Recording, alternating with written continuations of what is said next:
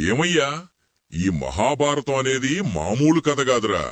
మన ఊరి పెద్దవాళ్లు రాత్రిళ్లు గట్టుమీద కూర్చుని చెప్పుకునే కథల కంటే 100 రెట్లు లోతు. ఇందులో అన్నదమ్ముల ప్రేముంది, ఈర్ష్య ఉంది, మోసం ఉంది, ధర్మం ఉంది, అంతా కలిసిన పెద్ద జీవితం లాంటిది. పాతకాలంలో హస్తినాపురం అని ఒక పెద్ద రాజ్యం ఉండేది. అక్కడ కురువంశం రాజ్యం చేసేది. ఆ వంశంలో 2 అన్నదమ్ములు, ధృతరాష్ట్రుడు, పాండురాజు. ధృతరాష్ట్రుడు పుట్టుకతోనే కనబడ్డు, కాబట్టి రాజ్యం పాండురాజుకే దక్కింది. పాండురాజు మంచి మనసున్నోడు, ధర్మం తప్ప అడుగువేయుడు. పాండురాజుకి 2 భార్యలు, కుంతీదేవి, మాద్రీదేవి. వాళ్లకే మన పాండవులు పుట్టారు. మొదటివాడు ధర్మరాజు, పేరు మాదిరిగానే సూటిగా ఉండే మనిషి. రెండోవాడు భీముడు, ఏనుగుల బలం, పులిలాంటి కోపం. మూడోవాడు అర్జునుడు, విల్లు పట్టాడంటే దేవతలకే చెమటలు. ఇంకా చిన్నవాళ్లు నకులుడు, సహదేవుడు, తెలివి, అందం రెండూ కలిసినోళ్లు. ఇదే టైంలో ధృతరాష్ట్రుడికి కొడుకులు పుట్టారు. వాళ్లే కౌరవులు, 100 మంది. అందులో పెద్దోడు దుర్యోధనుడు. చిన్నప్పటినుంచే వాడికి అహంకారం ఎక్కువ. రాజ్యం మాదే, పాండవులెవరు అన్న ఈర్ష్య గుండెల్లో పెరిగిపోయింది. 2 కుటుంబాలు ఒకే ఇంట్లో పెరిగారు. బయటకు అన్నదమ్ముల్లా కనిపించిన లోపల మంటలు. ముఖ్యంగా దుర్యోధనుడు, భీముడు కలిస్తే పిల్లి కుక్కలే.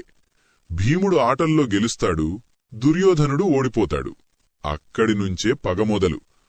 ఒకసారి దుర్యోధనుడు భీముణ్ణి చంపేయాలనుకుని తినే తిండిలో విషం కలిపాడు. అమాయకంగా భీముడు తినేసి నడి దగ్గర పడిపోయాడు. కాని అదృష్టం, నాగలోకానికి వెళ్లి అక్కడి నాగులు కాపాడారు. భీముడు మరింత బలంగా తిరిగి వచ్చాడు. అప్పట్నుంచి దుర్యోధనుడి గుండెల్లో భయం కూడా మొదలైంది. ఇంకోవైపు పెద్దవాళ్లనుకున్నారు, ఇలా గొడవలు పెరిగితే పిల్లల భవిష్యత్తు చెడిపోతుంది అని. అందుకే అందర్నీ తీసుకెళ్లి ద్రోణాచార్యుడి దగ్గర విద్య నేర్పించారు. అక్కడే అసలాట మొదలైంది. అర్జునుడు గురువుకి ప్రియ శిష్యుడయ్యాడు. విలువిద్యలో ఎవ్వరూ దాటలేరు. ఒకరోజు పరీక్ష పెట్టాడు ద్రోణుడు. చెట్టుమీద పక్షిబొమ్మ పెట్టి ఏం కనిపిస్తోంది అన్నాడు. మిగతావాళ్లు చెట్టు, కొమ్మ, ఆకులు అంటారు. అర్జునుడు మాత్రం నాకు పక్షి కన్ను తప్ప ఇంకేమీ కనిపించడం లేదు గురువుగారు అన్నాడు. అప్పుడే ద్రోణుడు చెప్పాడు, అర్జునుడే అసలైన వీరుడు. ఇదంతా చూసి దుర్యోధనుడి గుండెల్లో మంట ఇంకా పెరిగింది. ఎలాగైనా పాండవుల్ని తొక్కేయాలి అన్న ఆలోచనే. అప్పుడు రాజ్యంలో ఒక పెద్ద సభ పెట్టారు. అక్కడే కర్ణుడు ఎంట్రీ ఇచ్చాడు. ఎవరో తెలియనివాడు, కాని అర్జునుడితో సమానంగా విల్లులాగాడు. దుర్యోధనుడు వెంటనే వాణ్ణి చేరదీసి, నువ్వే నా స్నేహితుడు అన్నాడు. ఆ క్షణమే భవిష్యత్తులో జరగబోయే యుద్ధానికి బీజం పడిపోయింది. ఇలా చిన్న చిన్న ఈర్ష్యలు, స్నేహాలు, అహంకారాలు కలిసే మహాభారతం అనే పెద్ద తుఫాను నెమ్మదిగా మొదలైంది. సరే, అదే ఫ్లోలో నువ్వు ఊరివాళ్లకు కూర్చోబెట్టి చెప్తున్నట్టే కొనసాగిస్తా. లక్షగృహం మోసం, అడవుల దారి.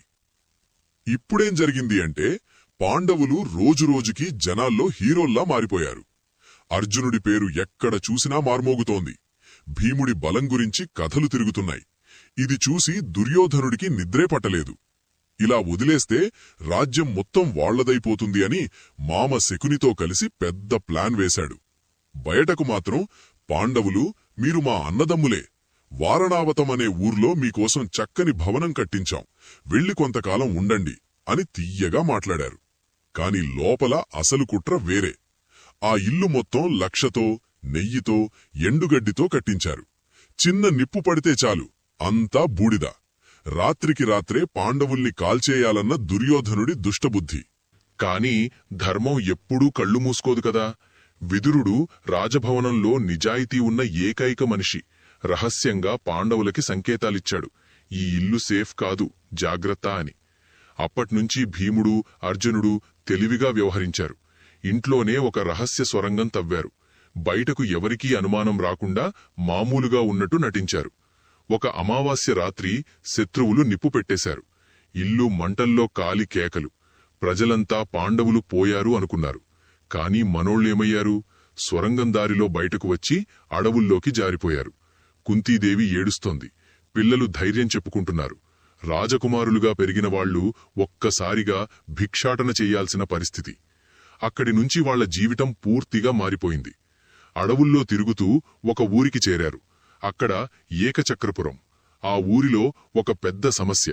బకాసురుడు అనే రాక్షసుడు ప్రతిరోజూ ఒక కుటుంబం నుంచి ఒక మనిషిని బండెడు అన్నం పంపించాలి, లేకపోతే ఊరినే నాశనం చేస్తాడు.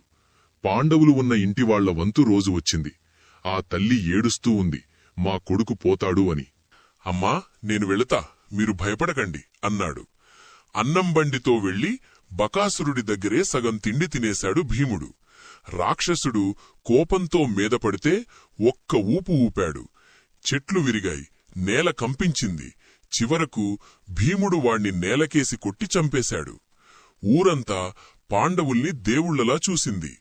ఇలా తిరుగుతుండగానే ఇంకో పెద్ద మలుపు వచ్చింది. పంచాల దేశంలో ద్రౌపది స్వయంవరం జరుగుతుందని వార్త. అర్జునుడి గుండె కొంచెం వేగంగా కొట్టుకుంది. భీముడు నవ్వాడు, ఈ పోటీ మనోడికేరా అని. స్వయంవరంలో పరీక్ష ఏంటంటే తిరుగుతున్న చేప ప్రతిబింబాన్ని చూసి పైకి బాణం వేసి కన్ను కొట్టాలి. పెద్ద పెద్ద రాజులు వచ్చారు. కర్ణుడు, దుర్యోధనుడు, అందరూ. ఎవ్వరికీ సాధ్యం కాలేదు. అప్పుడు బ్రాహ్మణ వేషంలో ఉన్న అర్జునుడు లేచాడు. ఒక్క చూపు, ఒక్క బాణం. చేప కన్ను తెగిపడింది. ద్రౌపది మాల తీసుకుని నేరుగా అర్జునుడి మెడలో వేసింది. అక్కడితో కథ మళ్ళీ తిరిగిపోయింది. పాండవులు బ్రతికే ఉన్నారని లోకం మొత్తం తెలిసిపోయింది. కాని అసలు చిక్కు ఇంటికెళ్ళాక వచ్చింది.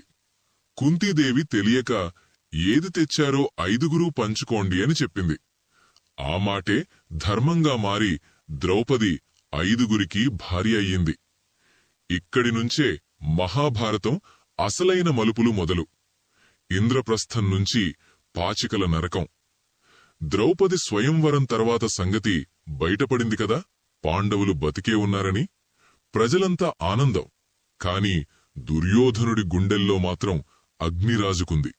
ఎన్ని కుట్రలు వేసినా వీళ్లు పోవట్లేదే అని పిచ్చెక్కిపోయాడు. పెద్దలు కూర్చుని ఒక మాటకొచ్చారు. ఇద్దరూ గొడవపడకుండా రాజ్యాన్ని పంచేద్దామని. అలా పాండవులకిచ్చింది ఖాండవ ప్రస్థం. అడవులు, రాళ్ళు, పాడుబడిన భూమే. దుర్యోధనుడు మాత్రం నవ్వుకున్నాడు. ఇదా రాజ్యం, వీళ్లక్కడ పశువుల్లా బ్రతుకుతారు అనుకున్నాడు. కాని అర్జునుడు కృష్ణుడి సహాయంతో ఆ అడవినే స్వర్గంలా మార్చేశారు. అదే తర్వాత ఇంద్రప్రస్థమయ్యింది. బంగారు వీధులు, పెద్ద సభలు, ప్రజల ఆనందం. పాండవుల పేరు దేశమంతా మార్మోగిపోయింది. అప్పుడు కట్టింది మయసభ. ఆ సభ మామూలిది కాదు. నేల నీళ్లలా, నీళ్లు నేలలా కనిపిస్తాయి. దుర్యోధనుడు ఆ సభ చూడ్డానికి వచ్చాడు. లోపలికి వెళ్లగానే నీళ్లనుకుని బట్టలెత్తుకున్నాడు. అసలు నేల. ఇంకోచోట నేల అనుకుని అడుగువేస్తే నీళ్లలో పడ్డాడు. భీముడు, ద్రౌపది నవ్వేశారు.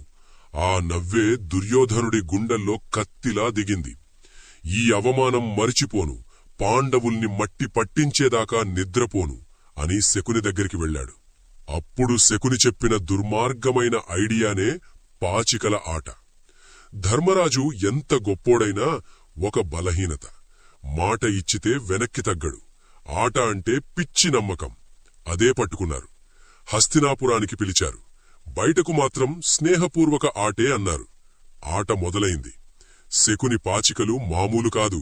వాడు చెప్పినట్టే పడతాయి. మొదట ధర్మరాజు ధనం పెట్టాడు, పోయింది. రాజ్యం పెట్టాడు, పోయింది.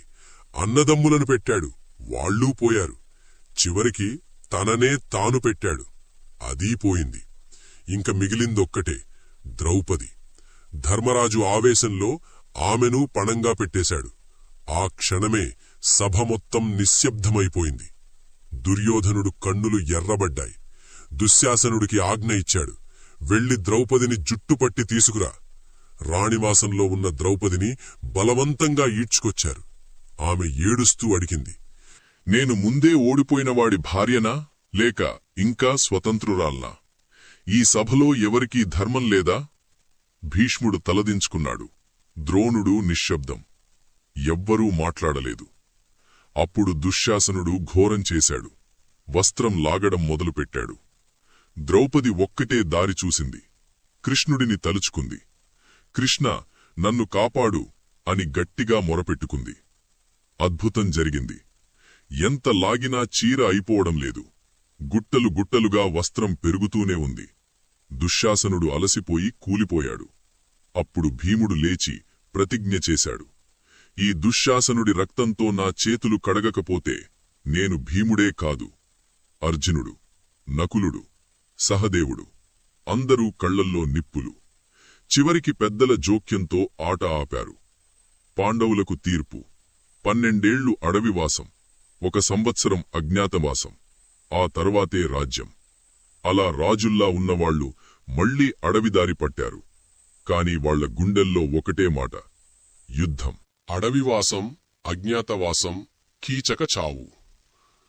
పాచికల నరకం తర్వాత పాండవులు అడవుల్లోకి వెళ్లిపోయారు. రాజభోగాలు చూసిన వాళ్లు ఇప్పుడు చెట్ల కింద పడుకోవాలి, అడుక్కొని తినాలి. కాని ఎవ్వరి ముఖంలోనూ పశ్చాత్తాపం లేదు. ధర్మం మన పక్కనే ఉంది అన్న నమ్మకం. ద్రౌపది మాత్రం రోజురోజు కరుగుతోంది. నేను సభలో అవమానపడితే ఒక్కరూ మాట్లాడలేదే అని గుండెల్లో మంట పెట్టుకుంది. భీముడి దగ్గరికి వెళ్లి ఒక్క మాట చెప్పింది: నాకు రాజ్యం ఒక్కర్లేదు భీమా, నా అవమానానికి ప్రతీకారం చాలు. ఆ మాట భీముడి రక్తంలోకి దిగిపోయింది. అడవిలో ఉండగానే అర్జునుడు తపస్సుకి వెళ్లాడు. శివుణ్ణి, ఇంద్రుణ్ణి ప్రసన్నం చేసుకుని పాశుపతం, ఇంకెన్నో దివ్యాస్త్రాలు తెచ్చుకున్నాడు. అప్పుడే అందరికీ అర్థమైంది, రాబోయేది మామూలు యుద్ధం కాదు. 12 ఏళ్లు ఇలా గడిచిపోయాయి. ఇంక మిగిలింది కష్టమైన అజ్ఞాతవాసం. 1 సంవత్సరం ఎవరికీ తెలియకుండా బ్రతకాలి. దొరికితే మళ్లీ 12 ఏళ్లు శిక్ష. అప్పుడు వాళ్లు విరాటరాజ్యం చేరారు, వేషాలు మార్చుకొని. ధర్మరాజు కంకుభట్టు, పాచికల గురువు. భీముడు వంటవాడు, వలలుడు. అర్జునుడు నపుంసక వేషంలో బృహన్నల. నకులుడు గుర్రాల పాలకుడు. సహదేవుడు పశువుల సంరక్షకుడు. ద్రౌపది రాణి సుదేష్ణకు దాసి, సైరంధ్రి. ఇక్కడే అసలైన పరీక్ష మొదలైంది. విరాటరాజ్యంలో ఒక దుర్మార్గుడు కీచకుడు. రాణి తమ్ముడు, రాజ్యానికి పెద్ద దిక్కు అనుకుని విర్రవీగేవాడు. ద్రౌపదిని చూసినప్పట్నుంచి వాడి కళ్ళు చెడిపోయాయి. రోజూ వెంటపడటం, మాటలతో వేధించటం. ద్రౌపది భీముడికి చెప్పింది, ఇంక భరించలేను. భీముడు పళ్ళు కొరికాడు. ఈ రాత్రే వాడి కథ ముగుస్తుంది అన్నాడు. ప్లాన్ వేశారు. ద్రౌపది కీచకుడ్ని రహస్యంగా నాట్యశాలకు రమ్మని పిలిచింది. వాడు మత్తుగా వచ్చాడు. లోపల భీముడు పులిలా కాచుకుని ఉన్నాడు. అక్కడ జరిగింది యుద్ధం కాదు, నరసింహం నక్కను పట్టుకున్నట్టు. భీముడు కీచకుడ్ని ఎత్తి నేలకేసి కొట్టి ఎముకలు విరిచి చంపేశాడు. ఉదయానికి రాజ్యమంతా భయంతో గగ్గోలు. ఇది మామూలు మనిషి పని కాదు అని కౌరవులకు అనుమానం మొదలైంది. దుర్యోధనుడు వెంటనే సైన్యం తీసుకుని విరాటరాజ్యంపై దాడి చేశాడు. ఆ రోజే అర్జునుడు అసలు రూపంలో బయటపడ్డాడు. ఉత్తరకుమారుడితో కలిసి యుద్ధానికి వెళ్లి కౌరవ సైన్యాన్ని ఒక్కడే చెదరగొట్టాడు. అలా అజ్ఞాతవాసం కూడా విజయంగా ముగిసింది. ఇప్పుడు పాండవులు న్యాయంగా రాజ్యం అడిగే హక్కు సంపాదించారు. కృష్ణుడు మధ్యవర్తిగా వెళ్లి కనీసం 5 ఊర్లివ్వండి అన్నాడు. కాని దుర్యోధనుడు గర్వంగా అన్నమాట, సూది మొనంత స్థలం కూడా ఇవ్వను. ఆ మాటతో నిర్ణయం అయిపోయింది. యుద్ధం తప్ప మరో దారి. కురుక్షేత్రం, ప్రతీకారం, పాండవుల విజయం. యుద్ధం ఫిక్స్ అయిపోయింది. 2 వైపులా లక్షల సైన్యం. ఒక పక్క పాండవులు ధర్మం కోసం, ఇంకో పక్క కౌరవులు అహంకారం కోసం. కృష్ణుడు మాత్రం ఆయుధం పట్టను అన్నాడు. అర్జునుడికి రథసారథి అయ్యాడు. యుద్ధానికి ముందు అర్జునుడు రథంలోంచే చుట్టూ చూశాడు. ఎదురుగా గురువులు, తాత భీష్ముడు, అన్నదమ్ములు. ఇవాళ్ల నేను వీళ్లని చంపాలా అని చేతులు వణికాయి. అప్పుడు కృష్ణుడు చెప్పిన మాటలే భగవద్గీత. ధర్మం కోసం పోరాడటం పాపం కాదు, బాధ్యత అన్నాడు. ఆ మాటలతో అర్జునుడికి మళ్లీ ధైర్యం వచ్చింది. భీష్మ పతనం. మొదట కౌరవ సైన్యానికి దిక్కు భీష్ముడు. వాడు నిలబడితే పాండవులకు గెలుపులేదు. కాని భీష్ముడికి ఒక బలహీనత. శిఖండిని ఎదురుగా చూస్తే ఆయుధం ఎత్తడు. ఆ ట్రిక్తో అర్జునుడు బాణాల వర్షం కురిపించాడు. భీష్ముడు బాణాల మంచం మీద పడిపోయాడు. పడుతూ కూడా ఒక్కటే అన్నాడు, ధర్మం వైపే చివరకు గెలుస్తుంది. ద్రోణాచార్యుడి అంతం. తరువాత సేనాధిపతి ద్రోణుడు. వాడిని ఓడించడం అసాధ్యం. అప్పుడు కృష్ణుడు తెలివిగా ప్లాన్ వేశాడు. అశ్వత్థామా హతః అని వార్త పుట్టించమన్నాడు. ధర్మరాజు సత్యం చెప్పాడు. తన కొడుకు చనిపోయాడనుకుని ద్రోణుడు ఆయుధం వదిలాడు. ఆ క్షణంలో దృష్టద్యుమ్నుడు వాణ్ణి సంహరించాడు. కర్ణుడి కథ. ఇక మిగిలింది కర్ణుడు.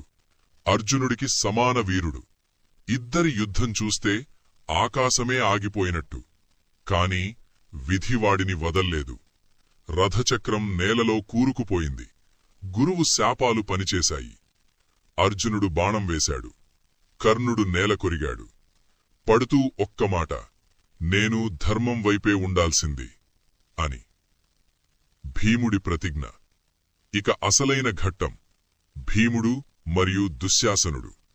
సభలో చేసిన అవమానం గుర్తొచ్చింది భీముడికి. యుద్ధభూమిలో దుశ్శాసనుణ్ణి పట్టుకుని ఛాతి చీల్చి రక్తం తీసి చేతులు కడుక్కున్నాడు. ద్రౌపది మీద చెయ్యేసిన చేతులిదే కదా అంటూ గర్జించాడు. ఆ దృశ్యం చూసి కౌరవ సైన్యం వణికిపోయింది. దుర్యోధనుడి పతనం. చివరికి మిగిలింది దుర్యోధనుడు. గదాయుద్ధానికి భీముణ్ణి పిలిచాడు. ఇద్దరూ కొండలలా ఢీకొట్టారు. కాని కృష్ణుడు సంకేతమిచ్చాడు, తొడమీద కొట్టు అని.